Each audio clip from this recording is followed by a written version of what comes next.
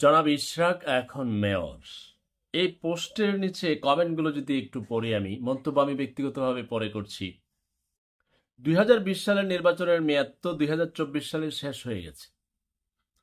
20 সালের নির্বাচনের ফল এখন প্রকাশ পেয়েছে।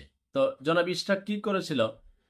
আদালতের রায়ে মেয়র নির্বাচিত হয়েছে। আহ, কি পরিমাণ মন্তব্য! আচ্ছা, একজন লেখছে জনাব ইশরাক মামলা করেছিল তৎকালীন নির্বাচিত মেয়র ফলাফল বাতিল ঘোষণার জন্য, কিন্তু আদালত তাকেই মেয়র ঘোষণা করলো। আপনাদের প্রশ্নের উত্তর থাকলে বলবেন।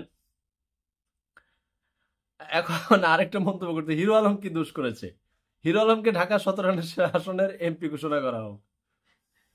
মানে এখন দেখেন, আদালতের রায়ের উপর সবাই তো শ্রদ্ধা থাকবে, কিন্তু আদালত যদি ক্ষমতা কেন্দ্রিক হয়ে যায়, মানুষ মন্তব্য করতেছে, এখন আপনি আদালতের ব্যাপারে প্রশ্ন করতে পারবেন না, কারণ আপনার আইন আদালত আপনার অবমাননা হয়ে যাবে। আইনের প্রতিও আপনি শ্রদ্ধাশীল থাকতে হবে। কিন্তু আইন আদালত যদি ক্ষমতার কেন্দ্র ঘুরে ঘুরে রায় দেয়, আর জনগণ মনে করে আরে ঠিক আছে আদালত তো রায় দিচ্ছে, আদালত যদি উপরের থেকে কলকাঠি নাড়ে ঘোরায়, তাহলে তো জনগণ ওই আমলে, ওই সরকারের আমলে বিভিন্ন রায় তো আদালত থেকে এসে, তখন জনগণ মেনে নিচ্ছে আরে আদালত বলছে। আদালতের পিছনে যে আরেকজন কলকাঠি নাড়লে তো অসুবিধা। ইশরাক মেয়র হলে 2018 সালের সিলেট সিটি কর্পোরেশন নির্বাচনে অ্যাডভোকেট জুবায়ের ভাই কেন সিলেটের মেয়র হবে না? উত্তর আছে, আপনার থাকলে দিবেন। এখন মানুষ কি পরিমাণ মন্তব্য করতেছে! এখন তো আপনি মন্তব্য ঠেকাইতে গিয়ে আবার বলবেন হ্যাঁ চুপ থাকেন, চুপ থাক তোকে। আগের সরকার তো এরকম মানুষের চুপ থাকতে থাকতে এখন এর জিন্দিগি তাম হয়ে গেছে।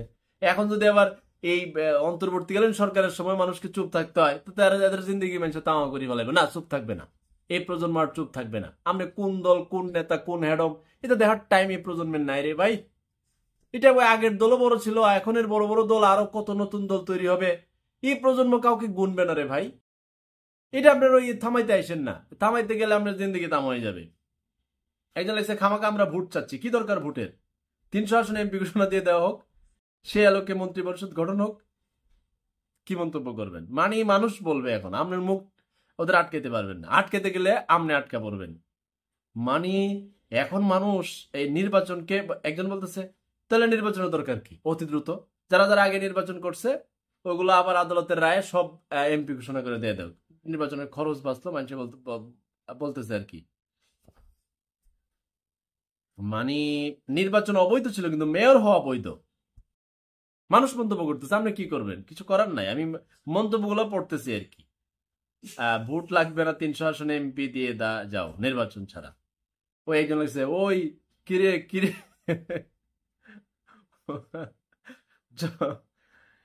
কি করবেন এখন? নির্বাচন অবৈধ, মেয়র বৈধ। আহ, কিছু আপনার উত্তর থাকলে দিবেন। এখন হিরো আলম কোন সময় এসে সংবাদ সম্মেলন করে বসে, তাহলে আমারটা এখন আদালতের রায় দরকার, আমিও তো পাশ করছিলাম। দেখেন, বাংলাদেশ, আমি বলি তো আমার জন্ম ভুল দেশ, খারাপ লাগে, কিছু করার নাই।